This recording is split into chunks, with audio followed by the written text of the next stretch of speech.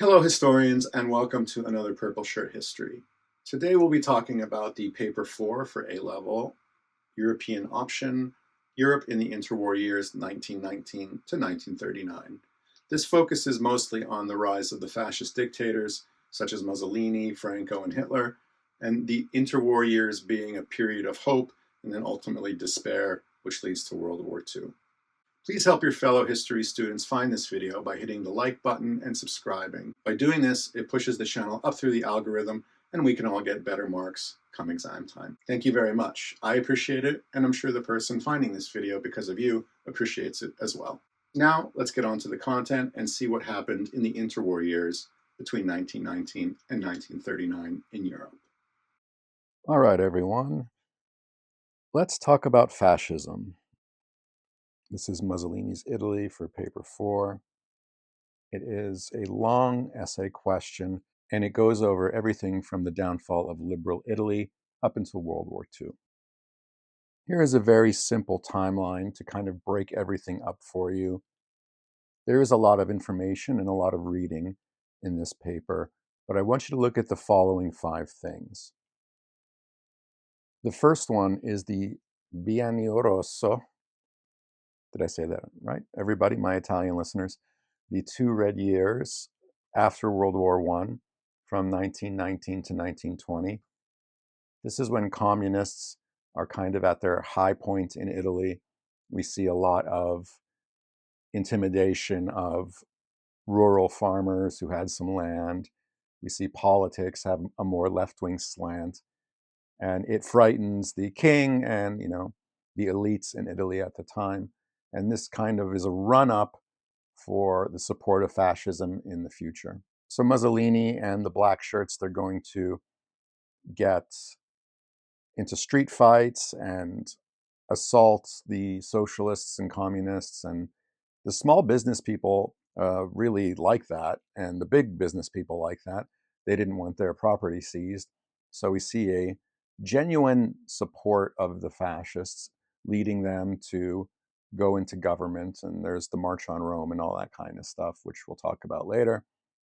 But this is the fascist kind of going from street thugs to a organized political party under Mussolini. Once the fascists are in power, they begin to consolidate all the levers of government under their rule and destroy the democracy. They get rid of the independent courts, the legislature, and everything is under Il Duce, which is Mussolini, the leader. And this goes all the way through the 1920s up into the early 1930s. Afterwards, we see the radicalization phase. We see Mussolini trying to maintain control of Italy, which is stagnating under him. We see the rise of Hitler and how Mussolini, he goes from being the kind of trendsetter to the second fiddle to Nazi Germany in the fascist hierarchy in Europe. The radicalization, some examples are the more anti-Semitic policies to appease Hitler, whereas in the 20s, Mussolini didn't care about the actions of Jewish people in Italy at all. We see the more militaristic aspects of imperialism in Africa and Abyssinia, places like this, and trying to justify being in power for so long by becoming more aggressive. The downfall in 1940, June 1940, France has fallen and Mussolini is going to try to swoop down and join the war on the German side because he thinks they're going to win. And that is a mistake. That will cost him his life just a few years later. It'll cause a massive amount of damage to Italy. And eventually, Mussolini will be dragged through the streets. His corpse will be desecrated and hung upside down. And that is the epitaph for the fascist reign in Italy during this time period. Why did Mussolini gain power in 1922? Lots of reasons. Let's start with how Italy fared in World War I. Technically, it's on the quote unquote winning side. There was this thing called the Treaty of London between Italy and the UK, and Italy thought it was going to get all this land and it was all going to be great, but they really didn't perform terribly well in the war. So there were a million battles in the same place, like by the Isonzo River, and Britain and France weren't terribly keen to give a whole bunch of land to Italy based on what they thought their contribution in the war was. And the Italians called this the mutilated victory. They were very scarred by this experience with so many men wounded and killed for very little gain. That's the first thing. The second thing is that Biennio Rosso, those 2 red years, the far left becomes very influential in the countryside and in the cities. And there is kind of a, not quite a Soviet Italy, which is wild to think about, but a very heavily communist influenced Italy. So, with people, with farmers and landowners and businessmen all over the country being forced to hire people that they didn't need, being taxed by these particular Soviets or groups of socialists or communists. It's something that I think a lot of people don't know about. Very far left actions were happening in Italy, and the liberal government just seemed powerless. They didn't really seem terribly concerned. Either they weren't concerned or they couldn't do anything about it, either or. So take your pick. Both are bad answers. With the ineffectual government not doing anything, a lot of people turned to fascism. How was Italy governed under Mussolini? First things first, let me explain to you what Mussolini's interpretation of fascism was. He's the inventor of fascism, and I believe he described it perfectly. He said, fascism is a feeling. I'm just going to let that sink in for a second. So you can throw out, truth and facts and everything else right out the window. Fascism is a feeling.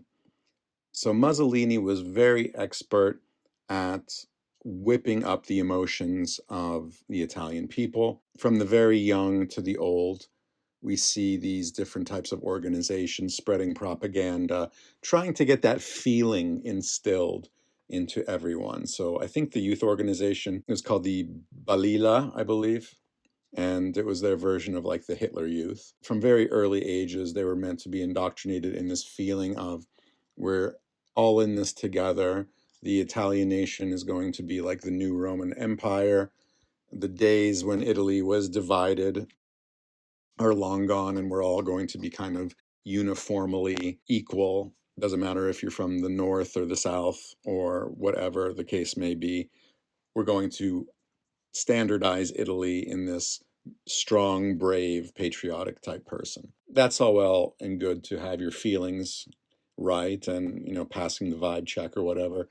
But the boring day to day minutia of upholding the state bureaucracy was not really, a part of Mussolini's favorite things to do. He was more into his mistresses and things like that. So he would just make speeches, go on the balcony and shout a little bit and leave it to other people. And guiding the state by decree or fiat and waging these kind of bombastic wars on this or that, or battles for this or that. Here's some good ones that Mussolini said. He wanted to have a battle for grain to increase the amount of food Italy produced. He wanted to have a battle for births, which would increase the birth rate of the country. They don't really work. The Italian fascist government does increase food production a little bit. They drain some swamps and, try to meet these targets, which unfortunately come at the expense of other things. One example would be tearing down olive orchards, which are incredibly high value commodities, olive oil compared to grain. It would have been better just to trade the olive oil for grain with someone else, but these types of things didn't fit the narrative, so they were thrown out. There were some things like this, but all in all, the birth rate didn't increase terribly much. The food production didn't increase terribly much, and to go on down the line, the economic policies by and large were not successful. Otherwise, there are things that were very central to Mussolini, such as autarky. He really wanted to have everything made in the country, no free trade, no interdependence with other countries. He wanted Italians to be able to have substitutes for oil or rubber or whatever the case may be. So these were big state goals, but they were just impossible with the resources Italy had, with very limited fossil fuels compared to like Germany, who has a lot of coal. The autarky that Mussolini wanted just wasn't attainable. And this would be something that would undermine the entire economic policy. So, those are the economic issues that Mussolini tried and failed to address. And the last one is, how far did society change because of Mussolini's regime? Super brief history of modern Italy. It is formed in the 1860s. It's unified after centuries and centuries of being kind of ruled by the Austrians or having Italian independent kingdoms, like in the South. This, that, the other. So it did become a bit more unified. There were things like standardization of the Italian language. So people in the north and south of Italy really couldn't understand each other because the dialects were so different. This is something that happened in France way before, pre-French Revolution times. But Italy is unified in the late 19th century, and it's still kind of stitching itself together, much like Germany was. It was unified, roughly around the same time. So people still saw each other as, if you were from Rome, you saw yourself as a Roman more than you saw yourself as an Italian. If you were from Milan, you were more Milanese than you were Italian. So I think the line was, we created Italy, but we have yet to create Italians when the country was unified. Society, the Balila, I mentioned, is the youth organization. Independent unions were banned. There were these things called syndicates. Corporatism was kind of the economic philosophy of Mussolini. You can look at these terms. He hated capitalism too. Let's not get too far right into he was just an anti-communist. He hated capitalism too. Hitler and Mussolini hated both capitalism and communism. His thing was, let's say the Fiat company, the car company, you're allowed to make money just as long as it is in the benefit of the state.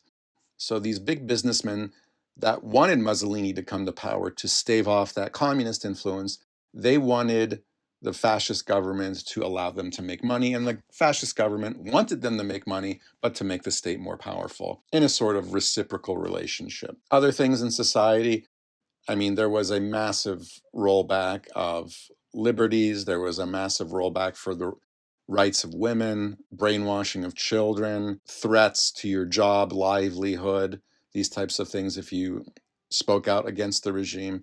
There were a lot of different societal changes, a lot of them, especially in the 1930s, as the steps to World War II are progressing. Things get more and more dark in Italy. And eventually, when they start to invade Abyssinia, we see that Mussolini is going to put people in harm's way there and also in Europe for the Spanish Civil War, and then eventually for World War II. It's going to be bloody. Another thing that is really worth mentioning, I said before, the perfect definition for me of fascism is it's just a feeling, all right?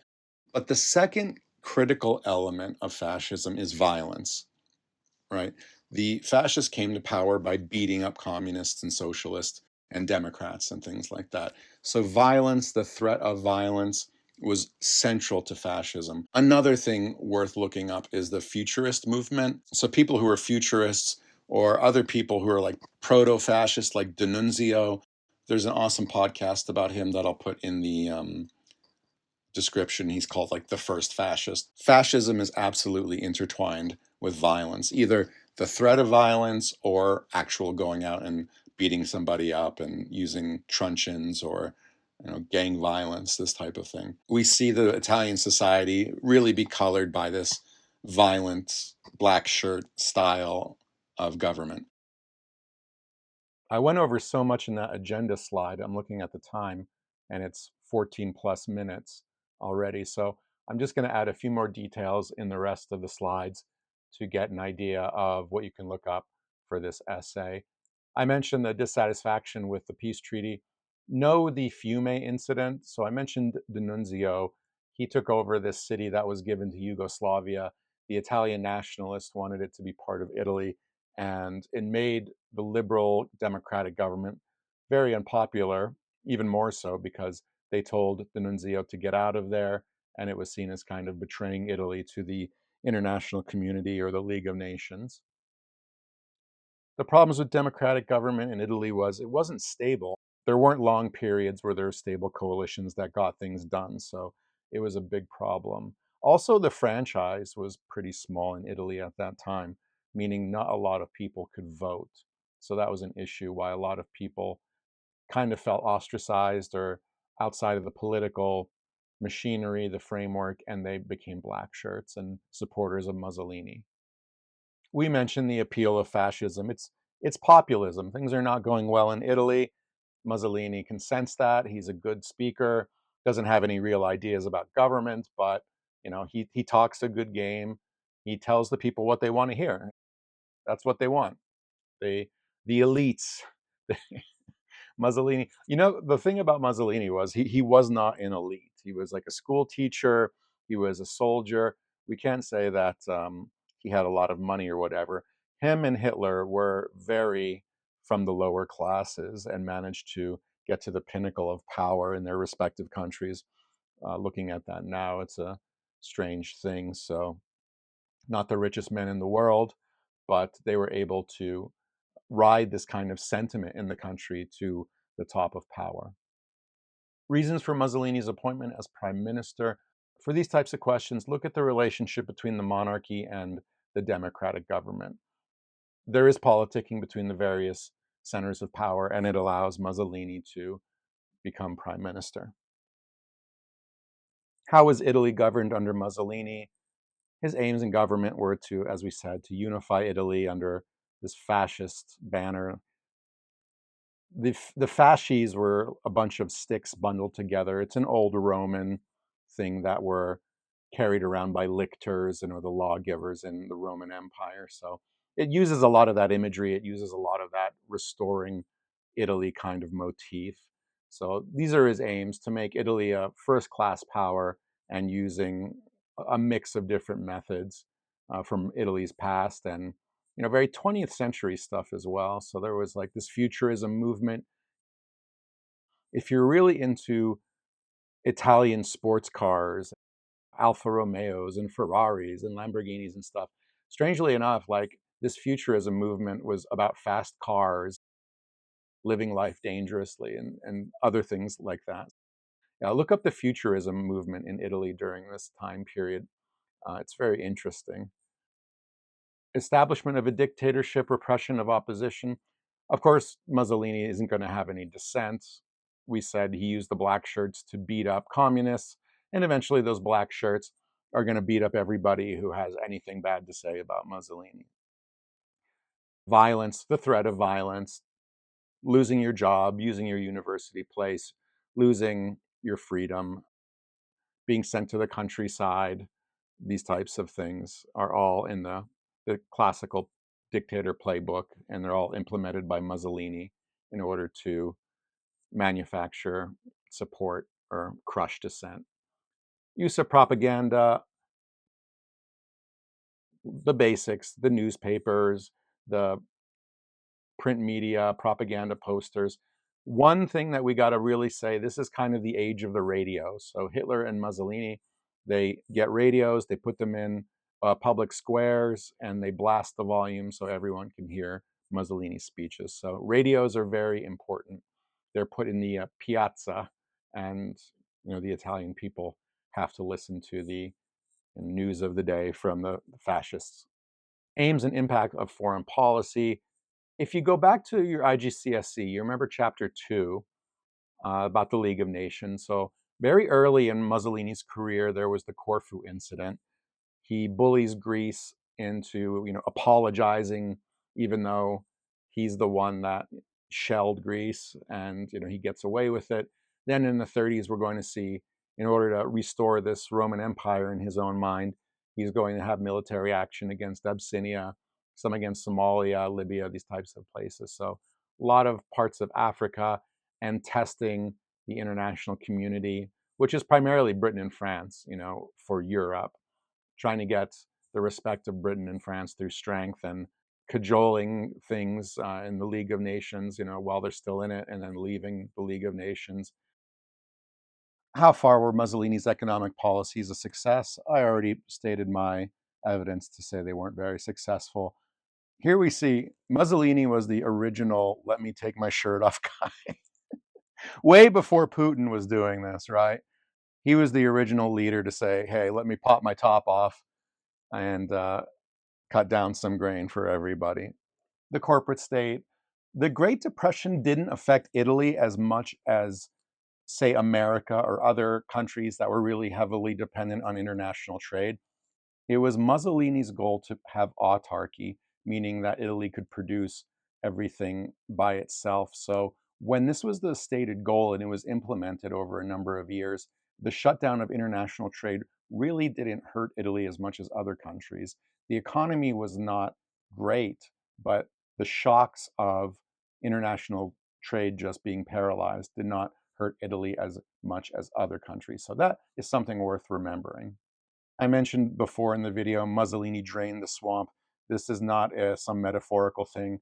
There were actually swamps around Rome that, back in the imperial days or back in the Roman Republic, they wanted to drain these swamps and turn them into agricultural land. But Mussolini, they finally had the technology to do it. So, in terms of the square kilometers or the amount of arable land, it increased under Mussolini, but the output wasn't gigantically increased. How far did society change because of Mussolini's regime? I haven't mentioned dealings with the church yet, so there is something I didn't talk about in the agenda slide. This was an independent power base that Mussolini could not shut down. He could not shut down the head of the Catholic Church in the Vatican, the Pope there.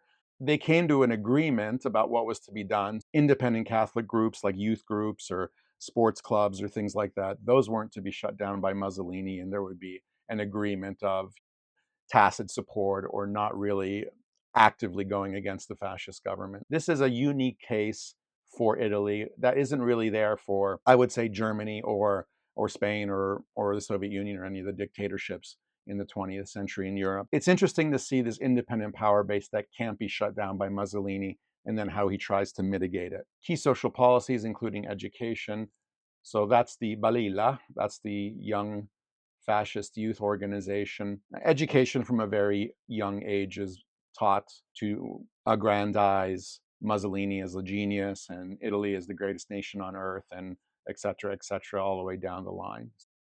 Very heavy on the propaganda and the ideology of how awesome it is to be Italian. Impact of policies on different social groups, including women and young people. All the gains from World War I and working in the factories and earning wages, just like the women in Britain and France and other places like that, those are rolled back. Young people also are forced to join fascist organizations or at least have to pay some kind of lip service to supporting the fascist regime. There are acts of disobedience and youthful rebellion and things like that, but nothing that is even close to threatening the regime. Kind of a passive resistance, disinterest. In one of the books I read, it was towards the mid 1930s, people were like, they knew the fascists didn't mean anything they say, they just chose to ignore them. So it's just a general apathy more than like a rebellion, I would say, is the reaction of the Italian people towards the fascist regime after it gets stale in a decade and a half or so. Level of support for Mussolini's regime. This is my favorite what if question. I mean, there's no way you'll ever know with any certainty. There's no independent polling we can look at. Everything is very murky, but you can look at the evidence on both sides. How genuinely popular was Mussolini's regime? So there was pensions, there was work. They tried to make people proud to be Italian after being dominated by foreign powers and in their minds humiliated with the outcome of World War I. There were plenty of people who did not support the fascists. There were plenty of people on the left that wanted to have a more social democrat or even communist government. So this is a question that it's just an exercise. Of course, you're never going to know the levels of support for any of these dictatorial regimes. But really, what this question is asking you is to think of all the pros and cons and put yourself in the shoes of people in different aspects of Italian society. And it really gives you multiple perspectives on how to view this government and how people dealt with life in a fascist regime. Wrapping up here, the three main strands you need to look at: the post-World War I situation and the weakness of the democracy, which leads democracy to die in Italy. Then there's the 1920s, which is the consolidation phase of fascism, and the 1930s, which is the radicalization phase.